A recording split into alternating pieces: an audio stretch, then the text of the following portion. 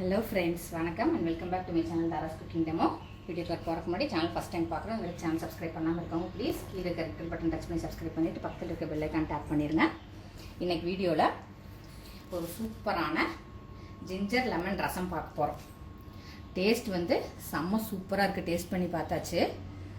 இந்த பேண்டமிக் சுச்சுவேஷனுக்கு தகுந்த மாதிரி இம்யூனிட்டி பூஸ்ட் பண்ணக்கூடிய இஞ்சி சேர்த்தன ஒரு சூப்பர் ரசம். இஞ்சியோட பெனிஃபிட்ஸ் நம்ம எல்லாத்துக்குமே தெரியும். இம்யூனிட்டி பூஸ்டர், டைஜஷனுக்கு ஹெல்ப் பண்ணும். அதே மாதிரி லெமன் சேர்த்து நல்ல குளிர்ச்சியான ஒரு சூப்பரான ரசம் ரெசிபி தான் இன்றைக்கி பார்க்க போகிறோம். கண்டிப்பாக வீடியோ ஸ்கிப் பண்ணாமல் ஃபுல்லாக பாருங்கள். இப்போ வாங்க வீடியோக்குள்ளே போயிடலாம். இப்போ தேவையான இன்க்ரீடியன்ஸ் என்னென்னு பார்த்துடலாம். நான் நல்ல பெரிய தக்காளியாக ஒரு தக்காளி எடுத்து இந்த மாதிரி க்யூப்ஸாக கட் பண்ணி வச்சுருக்கேன். காரத்துக்கு 4 பச்சை மிளகா எடுத்து இந்த மாதிரி ஸ்லிட் பண்ணி வச்சுருக்கேன். 2 வரமிளகா எடுத்திருக்கேன்.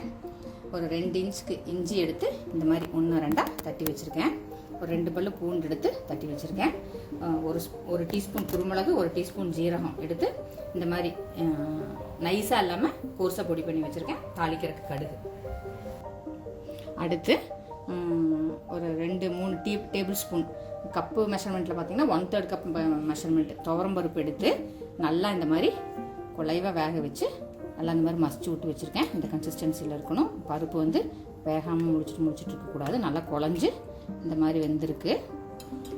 அடுத்து பருப்பு வேக வச்ச தண்ணி தனியாக எடுத்து வச்சுருக்கேன். இப்போ இதுதான் தேவையான இன்க்ரீடியன்ட்ஸ். இப்போ ரசம் தாளித்து விட்டுறலாம். இப்போ பேன் ஸ்டவ்வில் வச்சுருக்கேன்.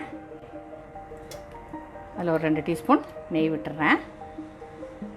உங்களுக்கு நெய் வேணான்னா நீங்கள் எண்ணெயிலே தாளிச்சிக்கலாம்.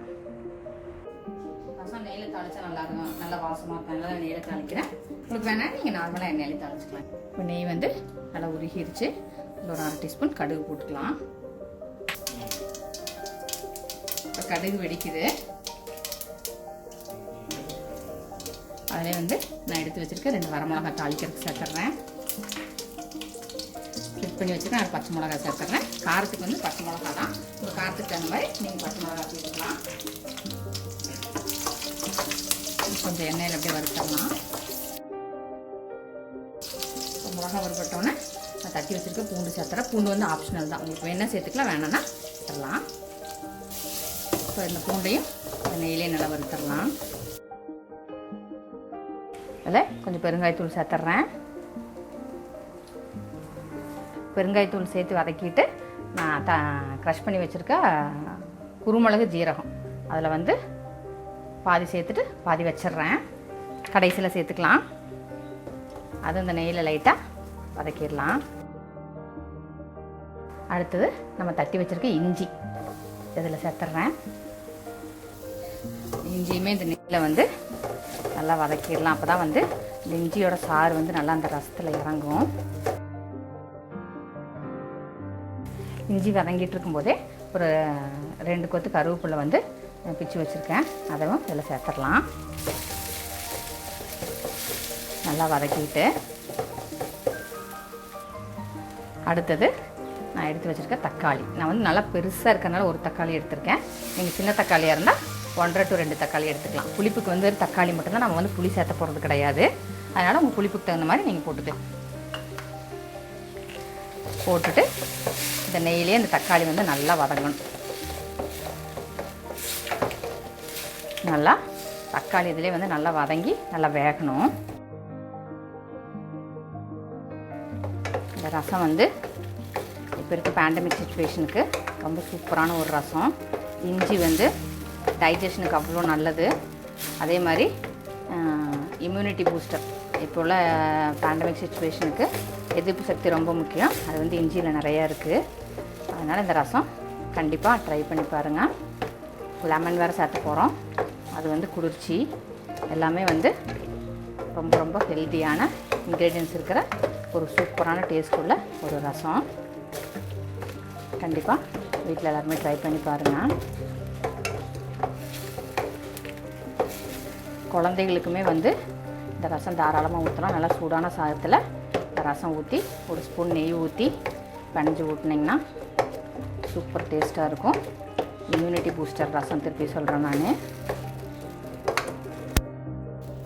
இப்போது தக்காளி ஓரளவுக்கு வந்து வதங்கிருச்சு. இதில் ஒரு டம்ளர் தண்ணி சேர்த்துறேன். நான் அதிலே வந்துட்டு இந்த துவரம்பருப்பு வேக வச்சுருக்க தண்ணியும் சேர்த்துட்றேன். அதிலே வந்துட்டு வேக வச்சு மசிச்சு விட்ருக்க துவரம்பருப்பும் அதிலே சேர்த்துட்றேன்.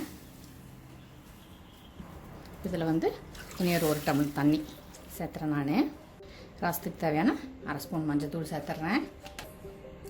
ரசத்துக்கு தேவையான உப்பு இதிலே சேர்த்துட்றேன். எல்லாமே சேர்ந்து நல்லா வந்து கலக்கி விட்டுடலாம். இதில் கொஞ்சமாக பச்சையாக கொத்தமல்லி சேர்த்துறேன்.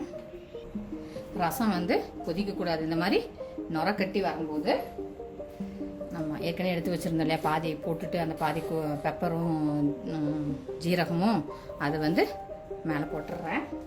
இன்னி வந்துட்டு கொஞ்சம் பச்சையாக கருவேப்பிலை கொத்தமல்லி வந்து மேலே தூவிடுறேன். ஒரு மிக்ஸ் பண்ணிடலாம். ஸ்டவ் ஆஃப் பண்ணிடுறேன். ஸ்டவ் ஆஃப் பண்ணதுக்கப்புறம் இந்த மாதிரி ஜூலியானா பீசஸ், சின்ன சின்ன ஜூலியானா பீசஸ் ஜிஞ்சர் கட் பண்ணி நீங்கள் வேணுன்னா மேலே வந்து சேர்த்துக்கலாம். இது வந்து பியூர்லி ஆப்ஷனல் தான். இப்போது நான் வந்து சின்ன லெமனாக இருந்தனால 2 லெமன் எடுத்து கட் பண்ணி வச்சுருக்கேன். நீங்கள் பெரிய லெமனாக இருந்தால் 1 எடுத்துக்கலாம். இப்போ ரசம் நிறுத்தி ஒரு 5 to 10 மினிட்ஸ் நல்லா ஆறினதுக்கப்புறம் இந்த லெமன் இதில் அப்படியே புழிஞ்சு விட்ருங்க.